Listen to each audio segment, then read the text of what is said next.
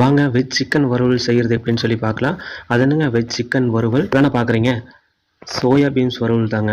Soya பீன்ஸை வச்சு chicken டேஸ்ட்டில் ஒரு வறுவல் செய்யலாங்க. ஒரு பாத்திரத்தில் சுடு தண்ணியை நல்லா கொதிக்க வச்சுக்கோங்க. கொதிக்க வச்ச தண்ணியில் எடுத்துக்கூடிய சோயா பீன்ஸை போட்டு நல்லா கழுவி புழிஞ்சு எடுத்துக்கோங்க. அந்த சோயா பீன்ஸை இந்த மாதிரி பீஸாக நல்லா கட் பண்ணிக்கோங்க. இன்றைக்கி வந்து நான்வெஜ் எடுக்கல, நான்வெஜ்ஜுக்கு பதிலாக இந்த மீல் மேக்கரை வந்து நாங்கள் வறுவல் செய்ய போகிறோம். மசாலா அரைக்கிறது எப்படின்னு சொல்லி பார்க்கலாம். ஒரு ஃபேனில் மல்லி ஒரு ஸ்பூன் சேர்த்திக்கங்க, சீரகம் ஒரு ஸ்பூன் சேர்த்திக்கங்க, அடுப்பை லோ ஃப்ளேமில் வச்சுக்கோங்க. சோம்பு ஒரு ஸ்பூன் சேர்த்திக்கங்க, மிளகு அரை ஸ்பூன் சேர்த்திக்கங்க,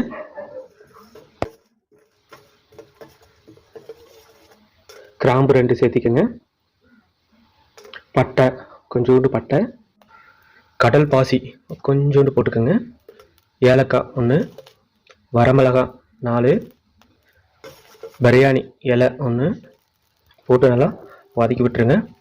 இதை அப்படியே ஒரு மிக்ஸி ஜாரில் மாற்றி பவுடர் பண்ணி தனியாக எடுத்து வச்சுக்கோங்க.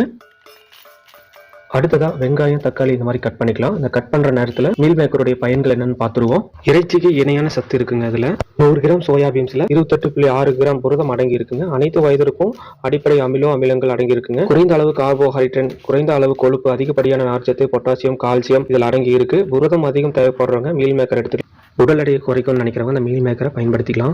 உடலில் இருக்கக்கூடிய கொழுப்பை குறைக்குதுங்க. அதிகப்படியான நார்ச்சத்து இதயத்தை ஆரோக்கியமாக வச்சுக்குதுங்க. இவ்வளவு நன்மை தரக்கூடிய அந்த மீல் மேக்கர் அதிகமாக எடுத்துக்கொண்டால் சில பாதிப்பு ஏற்படுத்தும்னு சொல்றாங்க. ஆண்கள் அதிகமாக சாப்பிடக்கூடாதுங்க. ஏன்னா ஹார்மோன் மாற்றத்தை ஏற்படுத்தும். தைராய்டு பிரச்சனை உள்ளவங்க இதை அதிகமாக சாப்பிடக்கூடாதுங்க. என்னங்க சாப்பிடலாமா வேண்டாமான்னு யோசிக்கிறீங்க? எல்லாமே சாப்பிடலாங்க. எந்த உணவாக இருந்தாலும் அளவோடு சாப்பிட சொல்லி மருத்துவர்கள் சொல்றாங்க. நம்ம கட் பண்ணி வச்ச தக்காளியும் வெங்காயம் மிக்ஸி ஜாரில் போட்டு நல்லா பேஸ்ட்டாக அரைச்சிக்கோங்க. இஞ்சியும் பூண்டும் இந்த மாதிரி இடிக்கல்ல இடித்து எடுத்து வச்சுக்கோங்க.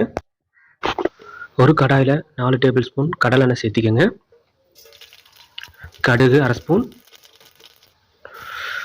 ஒரு வெங்காயத்தை கட் பண்ணி போட்டுக்கோங்க, கருவேப்பிலை ஒரு கொத்து, இது கூட வரமிளகா 1 கட் பண்ணி போட்டுக்கோங்க.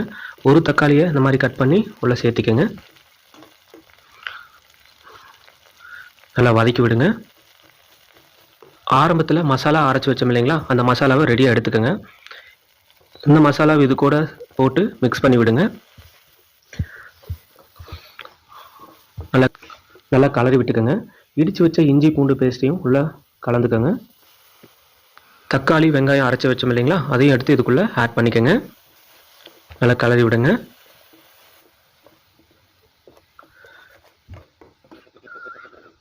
பாருங்கள் நல்லா வெந்துருச்சு. போட்ட வெங்காயம் தக்காளி மசாலா எல்லாமே நல்லா வெந்துருச்சு. இந்த நேரத்தில் நம்ம கட் பண்ணி வச்ச மீல் மேக்கர் எடுத்து உள்ளே சேர்த்திக்கங்க. நல்லா கலரி விட்டுருங்க.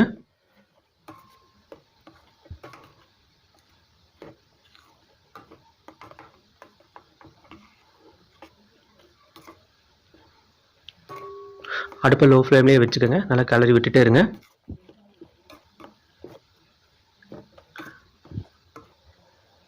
மஞ்சள் தூள் அரை ஸ்பூன்,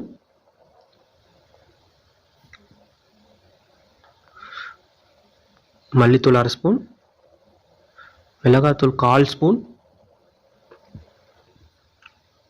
கரம் மசாலா ஒரு 1/4 ஸ்பூன் போட்டு மிக்ஸ் பண்ணிக்கோங்க.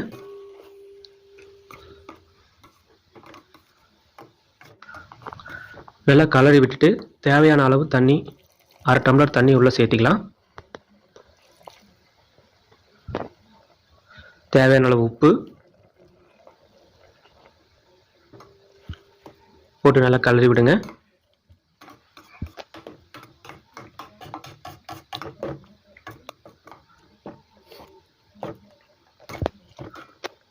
நல்லா ஒரு லைட்டான கொதி வந்துருச்சு. இந்த நேரத்தில் ஒரு மூடி போட்டு மூடி வச்சுருங்க.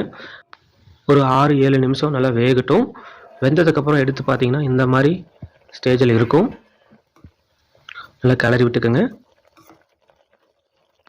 அவ்வளோதாங்க, நம்மளுடைய சோயா பீன்ஸ் வறுவல் ரெடி. இந்த வறுவலை வந்து சண்டே அன்றைக்கி கொடுத்தா கூட பேசாமல் சாப்பிட்டுக்குவாங்க. அவ்வளோ டேஸ்ட்டாக இருக்கும். நீங்களும் இதே மாதிரி செஞ்சு ட்ரை பண்ணி பாருங்கள். இந்த வறுவலை வந்து தோசை, சப்பாத்தி, ஒயிட் ரைஸ் இது எல்லாத்துக்குமே வச்சு சாப்பிட்லாங்க. ஸோ நீங்களும் இதே மாதிரி செஞ்சு பாருங்கள். இந்த வீடியோ பிடிச்சிருந்தா இந்த வீடியோவுக்கு ஒரு லைக் பண்ணுங்கள். எங்களுடைய சேனலுக்கு ஒரு சப்ஸ்கிரைப் பண்ணுங்கள். ஒரு லைக் பட்டனை தட்டி விடுங்க. தேங்க்யூ.